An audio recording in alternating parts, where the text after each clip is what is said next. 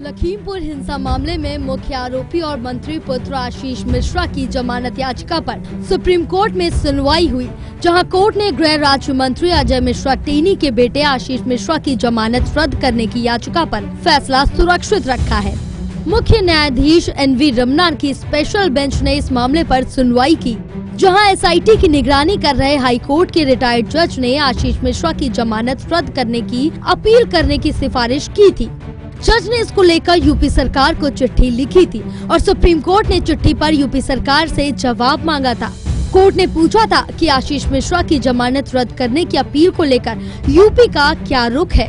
आज कोर्ट में सुनवाई के दौरान यूपी सरकार के वरिष्ठ वकील महेश जेठमलानी ने इसका जवाब दिया। उन्होंने कहा कि हमने राज्य सरकार को रिपोर्ट भेज दी है, क्या SLP दाखिल करनी है। इस पर CJI रमना ने यूपी सरकार को कहा कि हम आपको मजबूर नहीं कर सकते। चिट्ठी लिखे जाने पर अपने कोई जवाब नहीं दिया या कोई ऐसा मामला नहीं है जहां आपको महीनों या सालों का इंतजार करना पड़े। इस पर यूपी सरकार ने कहा कि हमारा स्टैंड वही है। हमने पहले ही अपनी हालात पर एक हलफनामा दायर किया था। हमने हाई कोर्ट में भी जमानत का विरोध किया था। हमारा रुख नहीं बदलेगा। राज्य सरकार ने गवाहों को सुरक्षा मुहैया कराई है।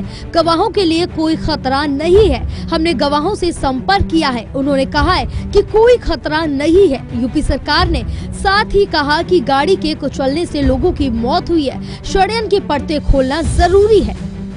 सुप्रीम कोर्ट ने हाई कोर्ट के फैसले पर भी सवाल उठाए हैं। CJI ने कहा है कि मौत गोली से हुई या कार के कुचलने से, ये सब तर्क करना बकवास है। ये सब आरोपी के जमानत का आधार नहीं हो सकता, खासकर जब तक ट्रायल शुरू न हुआ हो। लखीमपुर खीरी हिंसा मामले में सुप्रीम कोर्ट की निगरानी कमेटी ने स्टेटस रिपोर्ट भी दाखिल की है। स्टेटस रिपोर्ट में कहा गया है आशीष मिश्रा की जमानत रद्द करने की सिफारिश की गई थी।